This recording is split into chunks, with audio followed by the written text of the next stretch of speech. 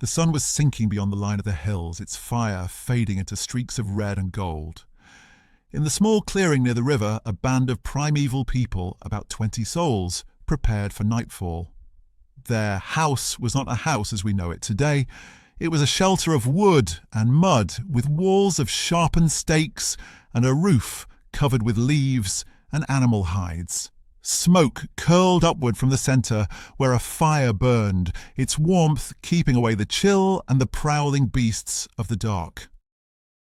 That night, as the tribe's leader, Cora, walked along the wooden fence, a deep, uneasy silence fell over the forest. The crickets stopped singing. The frogs stopped croaking. Even the river seemed to flow more quietly. Cora's sharp eyes scanned the trees. He knew what this silence meant. "Lions!" he muttered under his breath. The ground shook with a deafening roar. Children clung to their mothers. Men seized spears tipped with stone. Women fed the fire with dry leaves. Eyes glowed in the dark. 6 lions circling. Drawn by the smell of roasted meat, they prowled closer. Cora raised his spear and shouted, a cry of defiance. The tribe joined in, stamping their feet and beating sticks against wood. But the lions were not fooled. A great male lunged at the fence. The sharpened stakes held. The beast fell back snarling, but the war had begun. Again and again the lions attacked, their claws tearing bark, their bodies slamming into the walls. The shelter shook, but did not fall. Women kept the fire blazing, sparks flying into the night. One lion tried to climb over. Cora thrust his spear through the gap, piercing its shoulder. With a roar, it retreated, blood glistening on its mane. The tribe cheered, but the danger remained. The lions prowled, tails lashing, waiting for weakness. Cora knew they couldn't fight head-on. A single lion could crush a man's skull. Instead, they needed cunning. He remembered the hunting pits dug near the river. If they could lure the lions there, they might win. 2 young men slipped out through the back, torches in hand. Their task: draw the lions away. Inside the shelter, the others shouted louder, banging stones, throwing sparks into the dark. The lions growled, distracted, until the torchbearers appeared.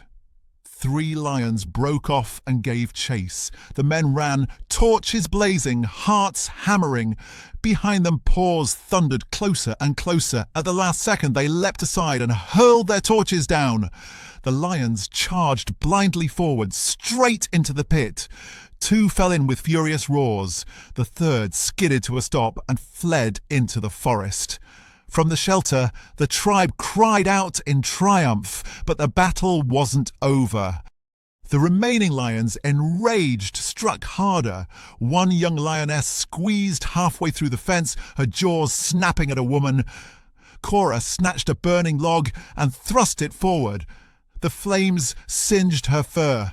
With a shriek, she fled. The people fought together, repairing gaps, hurling firebrands and shouting until their throats ached. The fire roared, the fence held, and slowly the lions grew weary.